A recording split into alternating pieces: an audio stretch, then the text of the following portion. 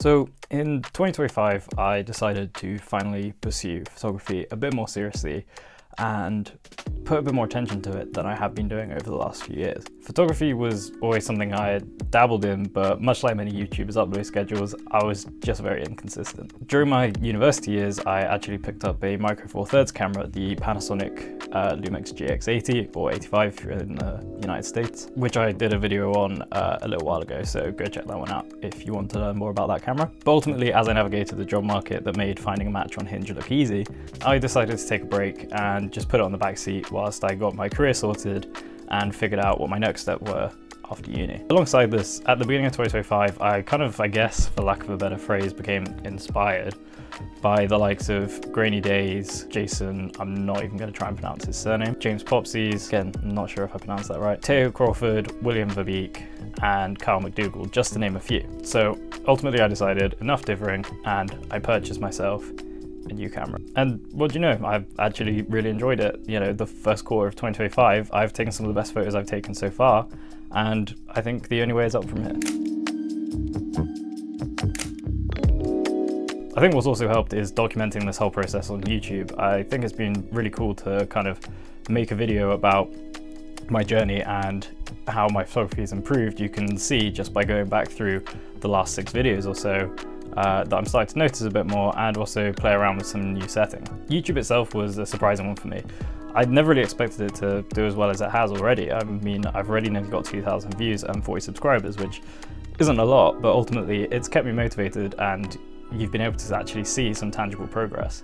Also, I did have some experience in YouTube. Somewhere in the depths of the algorithm is 13-year-old me doing gameplay videos on Call of Duty Black Ops 3.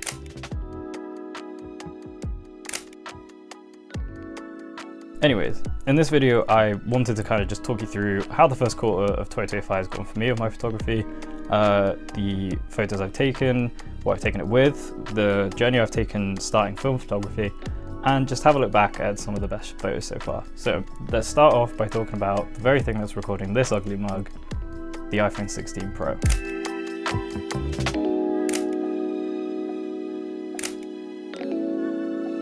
This phone has absolutely blown me away. The iPhone 14 base model was my previous phone and the camera on that was good, but ultimately it suffered with something that every iPhone suffers with, which is just excess sharpness and some weird color profiles. Ultimately, I decided that I wanted to upgrade my phone and I wanted to get a new camera. So at the time, with budgets, as budgets are at the moment, I decided that I was going to do a 2-in-1 and get the iPhone 16 Pro Max, which had the best 3 cameras on the market, and upgrade my phone so I could actually start taking videos as well. So not only do you get the triple camera setup on the back, you also get the ability to record in both the RAW and log profiles. You also get those 3 lenses that I mentioned, the 1x, the 2x and the 5x lenses. Within the 1x camera as well, you can press on the little button that says like 1x at the bottom, and that will go between 24, 28 and 35mm focal lengths. Other features you get are pretty standard to the iPhone. You get a portrait mode, you get a pano mode, and all of these are really good, but ultimately I just tend to press the RAW button at the top and take photos from there, and then just chuck them into Lightroom, which on the iPhone now, Lightroom Mobile is exceedingly powerful. It's not as good as the web version, or even the iPad version, but it is still a very capable software on the phone for quick edits on the go. Also, being able to record and log has made it so that I've actually been able to start this YouTube channel. Every bit of footage that you've seen so far this year has been recorded on the iPhone. I haven't recorded it with any external camera, it's all just been straight out of the phone itself. You know, a little bit of color grading, not that it's any good. Anyways, let's have a look at some of the photos that have come out of it. So we're starting off here at Burnham Beach Low Lighthouse. This has been one of my favorite places to go and take photos with this phone so far this year. I absolutely love this set of black and white photos. There is something absolutely incredible about these photos and the timing that I took them. This bloke here was actually a photographer and he was trying to move this log to be put in place, but I took a photo of him doing it, and I think the irony wasn't lost on him. I think what struck me most about these photos here was we all walk around with a phone in our pockets, and don't get me wrong, you don't necessarily need this fancy new iPhone to be able to take good photos straight out of camera on a mobile device, but it has blown me away with how good it has been.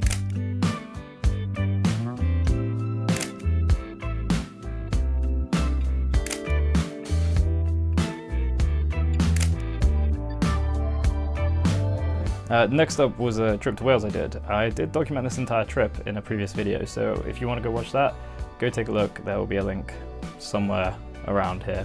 This was a really fun photo shoot with my mate's car and with him just up over the bridge in Wales. It was a great day, and again, the photos that I got this day, I still love.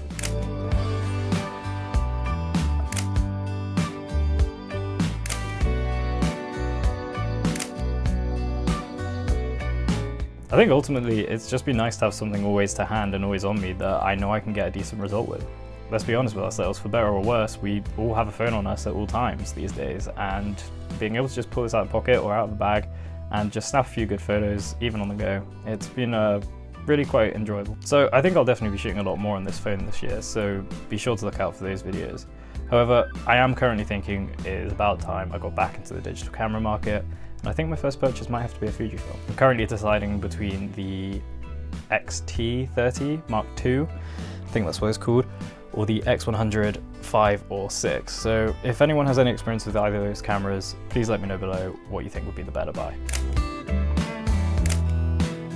Let's move on to talking about something that is actually more expensive than gold at the moment. Shooting film. So film, it is probably going to start being used as a trading commodity if the prices keep going up as they are. The expense of just one roll is getting a little bit out of hand, and quite honestly, I probably entered the game at a bad time, but nonetheless, I've absolutely loved every moment I've had getting to learn how to shoot film photography.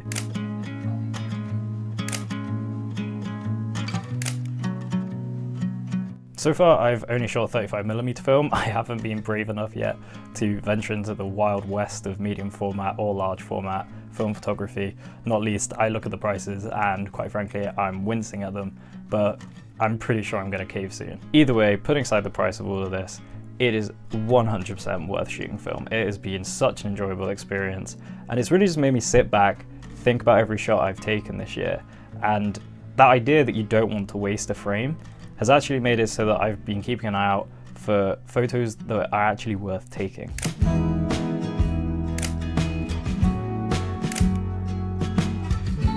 I think if you speak to a lot of the film community, as well as the actual process and the look of film, I think a lot of people do enjoy the fact that it ultimately forces them to take better photos, because you can't go and take 300 or 400 photos in one shoot.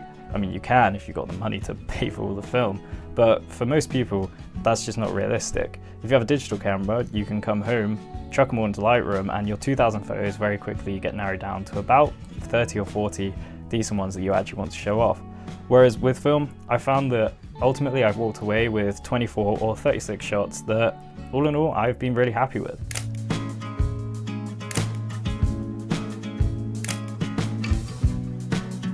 So I just want to quickly talk about the couple of cameras that I've shot with so far this year. First of all, the Olympus XA2. This has been a perfect and amazing point and shoot camera. It's the first film camera I bought, and I've managed to put 2 rolls through this so far, roller Kodak Gold and roller Sinister 800T, and I've really enjoyed the results from both of them.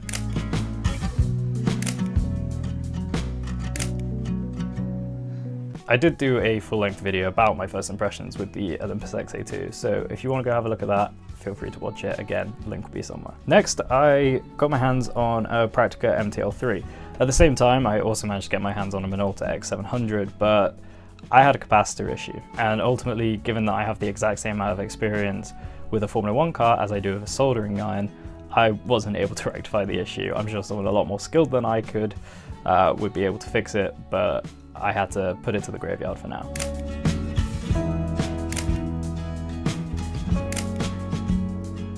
Either way, this MTL3 was really impressive, despite the light leak issue, but that's an easy fix. I just need to put some gaff tape along the back. I recently did a video about that over in Wales. We had a day out there in a garden, and it looked really good. Some of the shots I walked away with were amazing, having cropped down and done a little bit of editing and post, try and reduce those light leak effects. But ultimately, it's been a great first SLR. So there you go. Sorry it was quite a brief and rushed video. I was intending on going out and shooting this week with my new Yashica Electro 35 GTN. but ultimately the weather and timing didn't allow for it. So I hope you've enjoyed a brief look at some of my favorite shots so far from this first quarter of 2025. Let me know which shots were your favorite down below. Now, if you'll excuse me, I need to go check the prices of photography gear after Trump's latest tariffs.